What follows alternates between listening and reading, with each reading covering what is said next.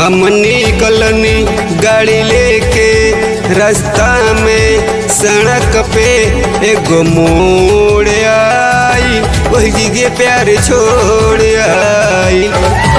एगो मोड़ आई, वही जगह प्यार छोड़ आई। राम जाने कब यारा कब बलिया कब छपरा आइल, कि वही प्यार छोड़ आइल, कि वही प्यार छोड़ आइल।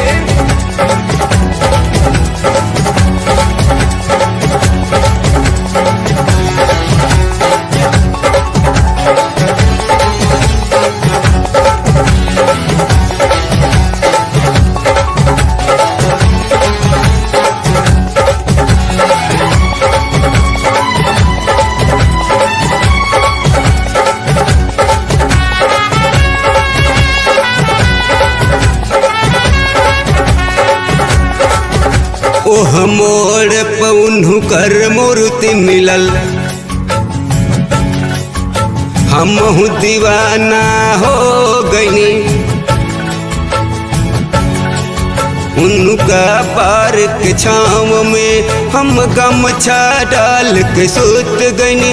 जब जगनी हम भगनी, सब सिंगल सब फाटक हम दूर आईनी। क्यों जी के प्यार छोड़ आईनी, क्यों जी के प्यार छोड़ आईनी।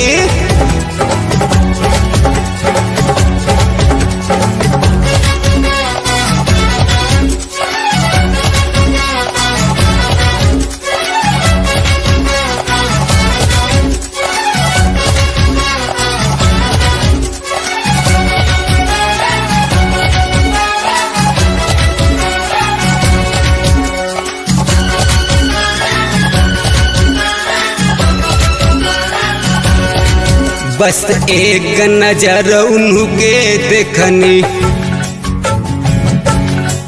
दिल में उनकर फोटो छपल।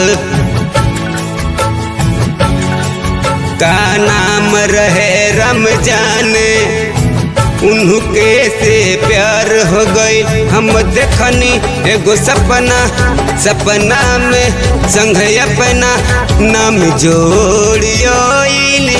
क्यों जी के प्यार छोड़ आईनी, क्यों जे प्यार छोड़ आईनी, क्यों जे प्यार छोड़ आईनी।